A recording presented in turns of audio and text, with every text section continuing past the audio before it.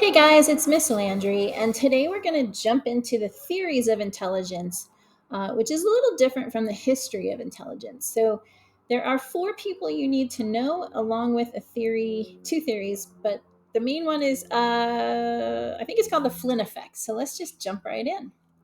So, I like to prime your brain a little bit about what we're going to talk about. So, here are five true false questions. Pause the video, jot down your answers, and then come on back.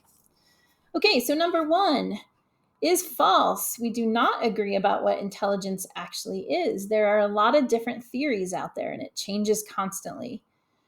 The second one is also false. Just being able to do well in school and on standard tests is not always correlated with intelligence.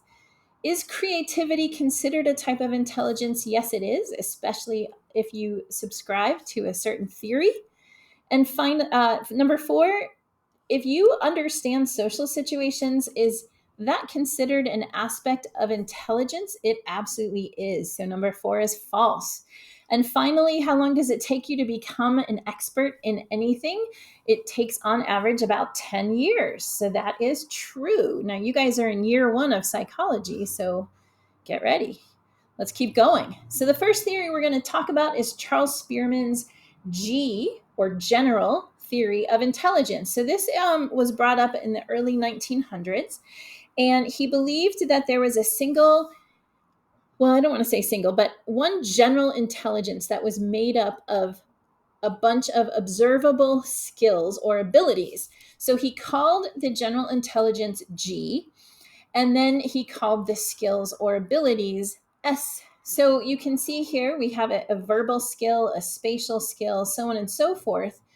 All together, those make up something called G, which is this single general intelligence.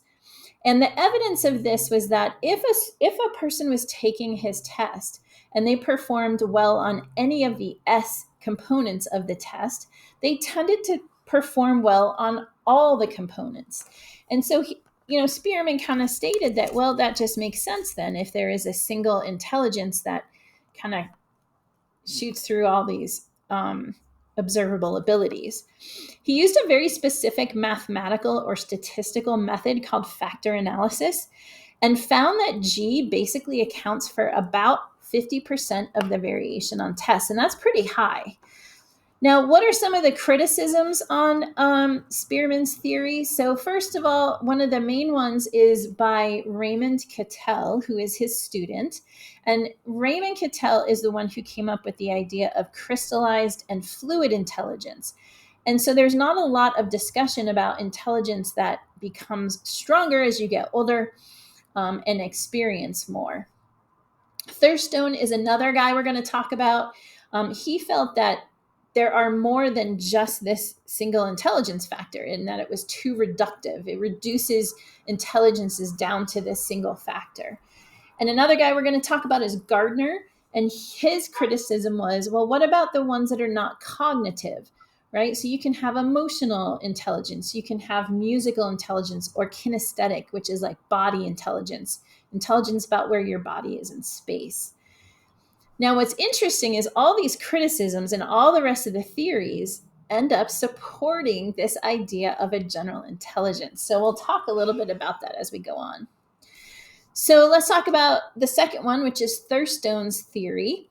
He came up with something called multiple intelligences. Now, this was in 1938, so about 18 years after Spearman's theory. And he came up with these primary mental abilities, and there were 7 of them.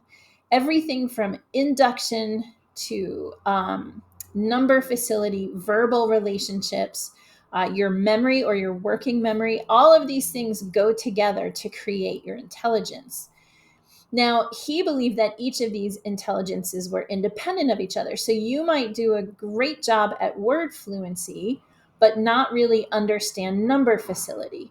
And so he really liked this. I shouldn't say he liked it, he came up with it. But basically, his theory was that children shouldn't be ranked based on a single score, because some kids might be really strong in one area and not as strong in another area. So this really emphasized individuality.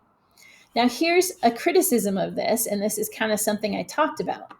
if a child scored high on one test, let's say number facility, let's say they did a great job on number facility, they tended to score high on all the other ones as well, compared to the group they were testing with. So this actually supports uh, Spearman's idea of general intelligence, which I think is kind of interesting.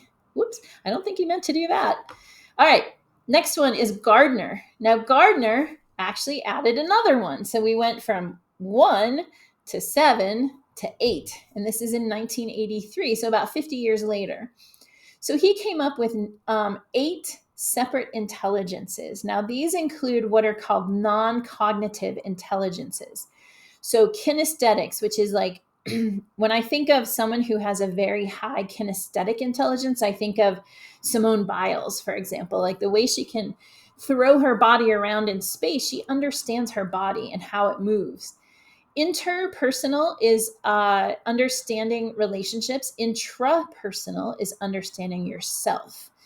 Now, he believed that these intelligences are not necessarily all innate, and some of them can be developed over your lifetime. So, for example, maybe Simone Biles, when she was a little kid, didn't actually have a great body intelligence, but because of all of her practice, she developed it over time. So the criticisms of this one, there's way too many factors that could be considered personality. Um, the, if you go back, sorry, let me go back one slide. When I look at people smart versus self smart, those are kind of vague, right? Like, are they actually personality traits or talents versus intelligences? Oftentimes, another criticism is that Gardner's intelligences are confused with learning styles. Like, I'm a kinesthetic learner, I'm an auditory learner, which research has actually debunked that theory that everybody learns in all areas, just maybe better in one than the other, but they're not a specific type of learner. It also doesn't take into account genetics, environment, and socioeconomic status. None of these do. So that is definitely a criticism of most of these. We'll go into the last guy, Sternberg.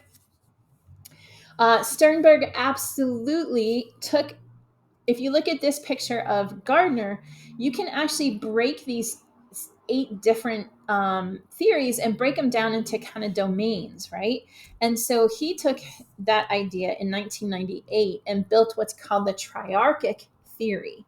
And so there's 3 domains of intelligence: creativity, practical intelligence, which is what we think of as street smarts, and then analytical intelligence, which would be like book smarts.